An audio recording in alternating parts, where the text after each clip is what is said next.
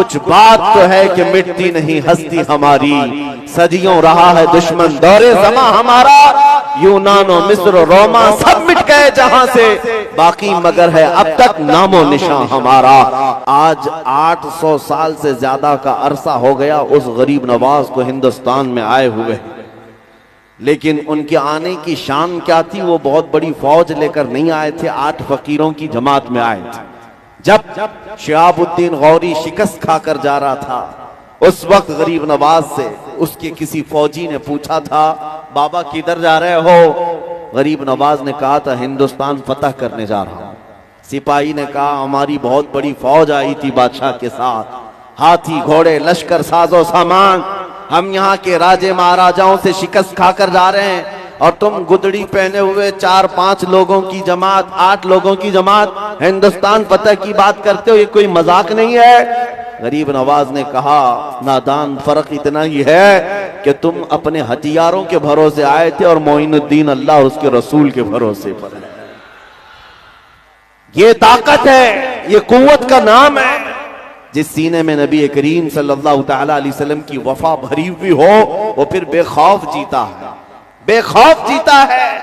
और फिर बेखौफ होकर बरेली से आवाज आती है, खौफ ना रख रजा जरा, तू तो है अब्दे मुस्तफा, तेरे लिए अमान है, तेरे लिए अमान है। आज डर किस बात का? डर किस बात का? हम उस कौम के वारिस हैं जो 313 भी थे तो पूरी दुनिया उनसे खौफजदा थी, थर्राते थे। कैसर और किसरा उनकी नींदें हराम कर रखी थी उमर इब्ने खत्ताब रज़ी अल्लाह ताला अन्हु की फौज ने। उनके पास कौन सी ऐसी ताकत थी आपको पता है? उरवा बिन मसूद सक़फ़ी एक कासिद मक्का वालों की तरफ से आया। मक्का वालों ने कहा था जाओ मोहम्मद के साथियों के हथियार देख करके आओ, वो बड़ी बड़ी ताकतों को चैलेंज कर रहे हैं, कितनी ताकत जमा कर ली। कासिद आया था देखने के लिए, और जिस वक्त आया नबी करीम सल्लल्लाहु तआला अलैहि वसल्लम के इर्द गिर्द सहाबा थे, मगरिब की अजान हो चुकी थी, हुजूर मगरिब की तैयारी कर रहे थे और वजू फरमा रहे थे। सहाबा अतराफ में जमा होकर खड़े थे। कासिद आया, पूछा ये क्या हो रहा है? सहाबा ने कहा अल्लाह के रसूल वजू कर रहे हैं। और उस पर भीड़ किस बात की? वो कासिद भीड़ को चीरते हुए जाकर देखा, नबी करीम सल्लल्लाहु तआला अलैहि वसल्लम जब वजू कर रहे हैं, सहाबा अपने दामन को हुजूर के आगे फैला देते हैं। हुजूर कुल्ली करें तो अपने दामन में ले लें, हुजूर अपना चेहरा धोएं तो अपने हाथों पर लेकर अपने चेहरे को मल लें। यहां तक कि नबी करीम सल्लल्लाहु तआला अलैहि वसल्लम के वजू का एक कतरा भी सहाबा जमीन पर गिरने नहीं देते, पानी उठा लेते हैं। कोई जुबान पर लगाता है, कोई चेहरे पर और कोई बदन पर लगा लेता है। उरवा बिन मसूद सक़फ़ी ये मंजर देखकर हैरान रह गया। वापस आया और अपने गुरु घंटालों से कहा मोहम्मद और उनके साथियों से लड़ने का इरादा छोड़ दो। पूछा क्या उन्होंने बहुत बड़ी ताकत जमा कर रखी है? कहा ताकत तो बहुत बड़ी नहीं, लेकिन परवानों की ऐसी जमात है कि मैंने कैसर और किसरा की भी ऐसी ताजीम करते लोगों को नहीं देखा। ऐसी कौम मोहम्मद के साथ है कि मोहम्मद अरबी का वजू का एक कतरा वो जमीन पर गिरने नहीं देते, तो उनके खून का कतरा कब वो गिरने दे सकते हैं? इसलिए अजीजान गिरामी वक़ार, दुनिया अगर खौफज़दा थी तो वह इश्क़ रसूल की ताकत से थी। सहाबा का जो लगाव था मेरे आका से, ये बहुत बड़ी अजीम ताकत थी। इसी को इकबाल ने कहा था, उनके जो हम गुलाम थे खल्क के पेशवा रहे, उनसे फिरे जहां फिरा फिराई कमी वखार में। आज खौफ जो तुम्हारे दिलों पर तारी है, उसकी एक सबसे बड़ी वजह यही है।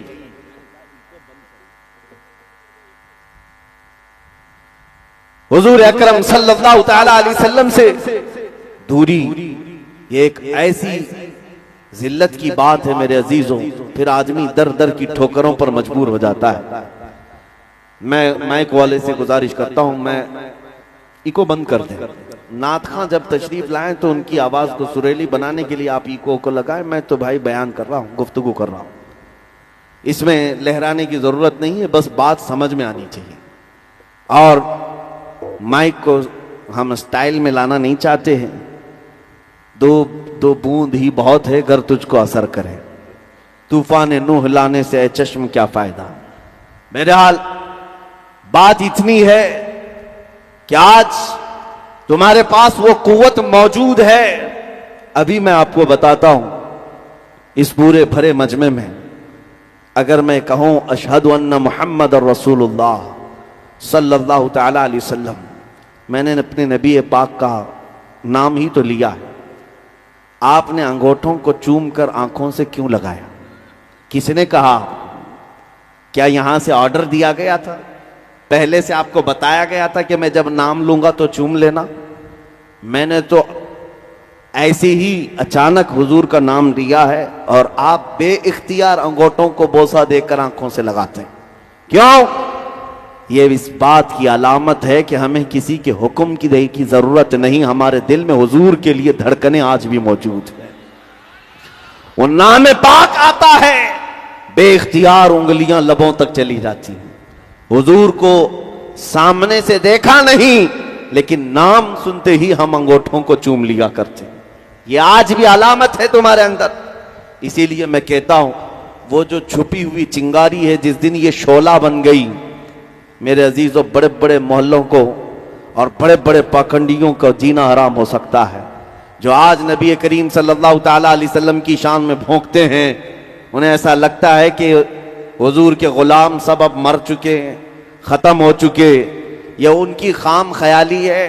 उन्होंने अभी हुजूर अकरम सल्लल्लाहु ताला अलैहि वसल्लम के गुलामों की वफादारी देखी नहीं, और आपने कभी दिखाया भी नहीं। आप तो सिर्फ नारों में रह गए हैं, जोश में रह गए, जुलूस में सिर्फ बुलंद आवाज से चीखने में रह गए।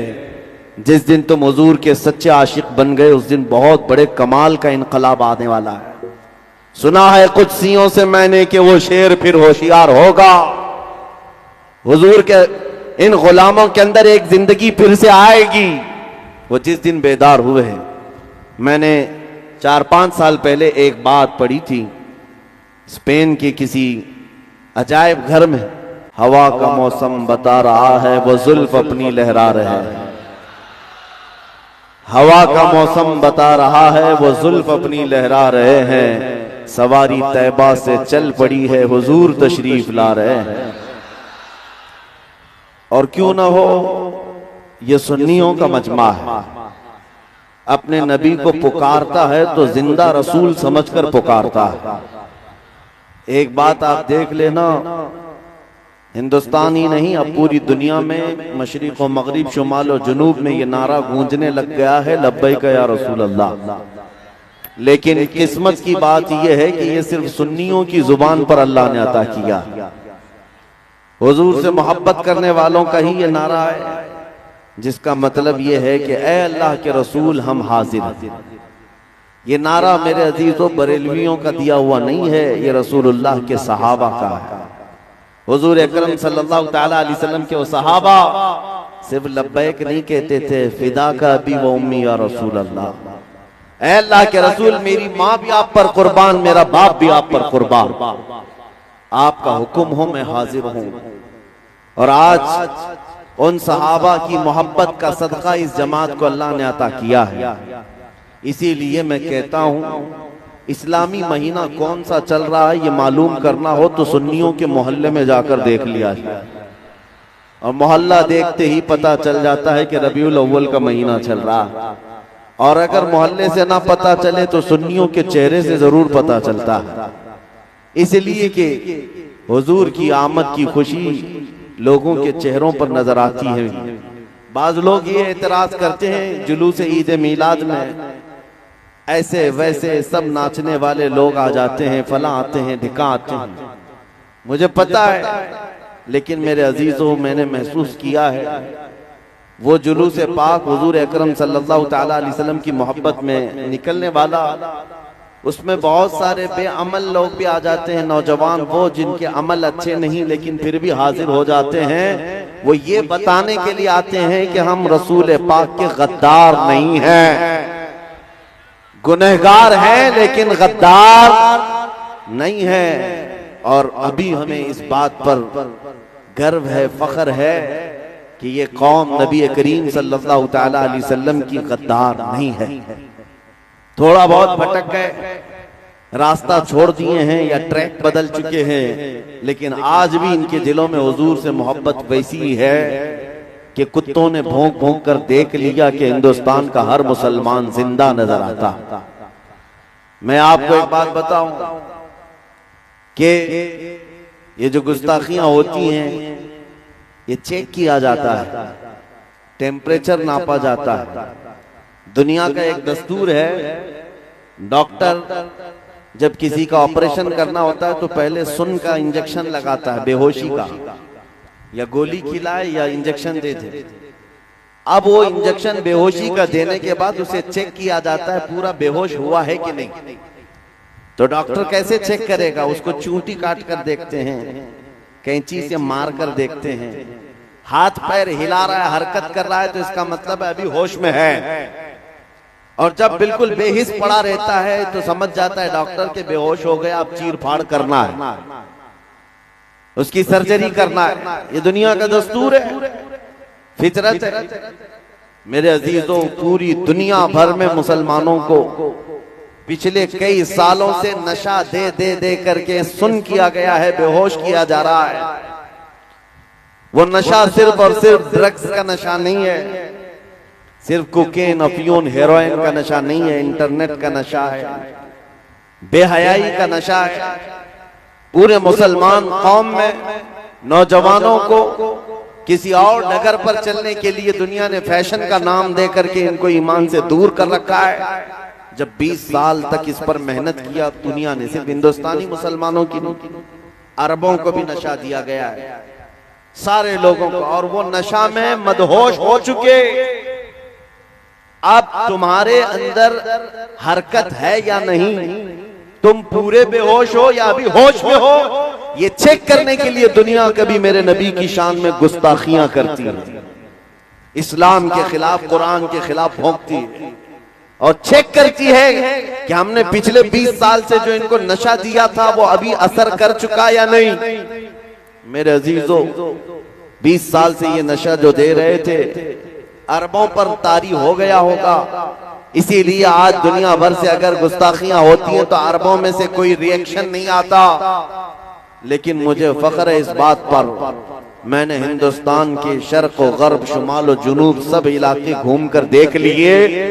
हुजूर पाक सल्लल्लाहु तआला अलैहि वसल्लम की तौहीन अगर यहाँ आज इस मुल्क में होती है तो मेरे अजीजों, मैंने देखा हर इलाके का, हर मोहल्ले का बच्चा लब्बैक कहते हुए सड़कों पर आ जाता है, वो अपनी जान फिदा करने के लिए आ जाता है। ये इस बात की अलामत है कि जालिमों, तुम्हारा दिया हुआ इंजेक्शन अभी पूरा असर नहीं किया है, अभी हमारी कौम में जिंदगी बाकी है और यही जिंदगी तुम्हारे लिए मौत का सबब बन सकती है। अजीजान गिरामी वक़ार, आज मैं ये बात बताना चाहूंगा कि वो कौन सी ताकत है जिसकी बुनियाद पर आज खौफजदा पूरी कौम है, तुमसे पूरे डरे हुए हैं। वो यही जिंदगी की रमक है जो तुम्हारे सीनों में है, जो हुजूर की मोहब्बत है। ये दुनिया के लिए खौफ पैदा कर देती है, डर पैदा कर देती है। इसीलिए मैं देखता हूं कि जो कौम टूटी बूटी बिखरी हुई है, इनका कोई ढंग का कायद नहीं, इनके ढंग के सियासी नेता नहीं, लेकिन फिर भी 24 घंटे हम पर भौंकते रहते हैं, भौंकते रहते हैं, टारगेट पर हम ही को रखे रहते हैं। ये बार बार हमें ये बताते हैं अभी तुम्हारे पास कोई ताकत छुपी हुई है, अभी कोई ताकत है। जिसको इकबाल ने कहा था, तौहीद की अमानत सीनों में है हमारे, आसान नहीं मिटाना नामो निशान हमारा। अजीज़ान गिरामी वक़ार, मैं आपको यही बात बताना चाहता हूं कि जो नबी करीम सल्लल्लाहु तआला अलैहि वसल्लम के लिए तुम सीनों में धड़कन रखते हो, ये सिर्फ और सिर्फ दिल की धड़कन नहीं है, ये बहुत बड़ी ताकत का नाम, बहुत बड़ी ताकत का नाम है। जिसका सीना हुजूर की मोहब्बत से भरा हुआ होता है, अल्लाह उसका रौब पूरी दुनिया में पैदा कर देता है, उसका रौब डाल देता है। और इसीलिए बहुत सारे लोग जासूसी करते हुए हमारे आगे पीछे घूमते रहते हैं, पूरी तकरीरें रिकॉर्ड करते हैं और बार बार लोगों में ऐसा बताने की कोशिश करते हैं कि भड़काऊ मौलाना है, बहुत ज्यादा भड़काऊ बातें करते हैं। सुनो, जिंदगी भर सुनते रहो हमारी बात, हमें फर्क नहीं पड़ता। मैं आपको जगाता रहूंगा, बेदार करता रहूंगा, ढूंढ ढूंढ करके निकालो, कुछ नहीं मिलेगा, कुछ नहीं मिलेगा। मैं उनसे कहता हूं, इस कौम को आज तक मैंने कभी हथियार रखने की बात तक नहीं की, कभी ढूंढ कर निकालना। हम न चाकू, छुरी, तलवार, बंदूक, गोली, बारूद किसी की बात नहीं करते। मैं सिर्फ बात इतनी करता हूं, तुम जामे इश्क रसूल पहन लो, हुजूर की मोहब्बत का पैराहन पहन लो। बस हमारी बात इतनी है, जिस दिन नबी करीम सल्लल्लाहु तआला अलैहि वसल्लम की मोहब्बत से भरा हुआ दिल लेकर किसी सड़क पर चलते रहो तो तुम्हारी चलत फिरत को देखकर कितने कीड़े यूं ही मर जाएंगे, यूं ही मर जाएंगे। न तुम्हारे हथियार की जरूरत, न तुम्हारे फौज और निजाम की जरूरत। इसलिए कि हमें पता है एक स्टेचू रखा गया था, जिस स्टेचू में मुसलमान सजदे में है, उसके ऊपर ईसाई खड़ा है और उसके कंधों पर यहूदी खड़ा है। एक यहूदी देखता है और अजायब घर के मैनेजर से कहता है, ये स्टेचू में मुसलमान सजदे में, उसके ऊपर ईसाई खड़ा है, उसके ऊपर यहूदी है, यहूदी को सबसे ऊपर दिखाया गया। उसने कहा ये बदल दो, ये स्टेचू बदल दो। मैनेजर ने कहा इसमें आपकी कौन सी तौहीन हो रही, आप तो सबसे ऊपर है, मुसलमान सबसे नीचे झुका हुआ है, उसके ऊपर ईसाई, उसके ऊपर आपको रखा गया है।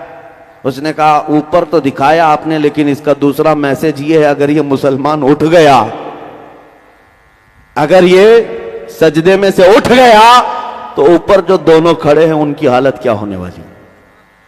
मेरे अजीजों, ये दुनिया जानती है जितनी देर तक ये नशा में है हम आराम से, इनको नशा खिलाओ, सुन करके रखे रहो, इनको आवारगी में डाल के रखो, इनको बेहयाई और बेअखलाकी में डाल कर रखो, और पूरी दुनिया को तुम्हारा नाम ले लेकर के डराया जाता है कि इनके यहां आतंकवाद होते हैं, टेररिस्ट होते हैं, दहशतगर्द होते हैं, लुटेरे होते हैं, फला होते हैं।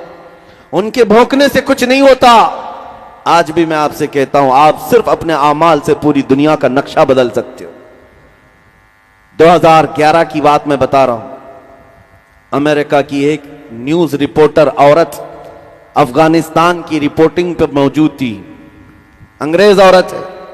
उसने अपना वाकया लिखा है कि मैं अफगानिस्तान में थी, उस वक्त नेटो की फौज वहां पर थी, जो लड़ाइयां चल रही थी 20 साल तक।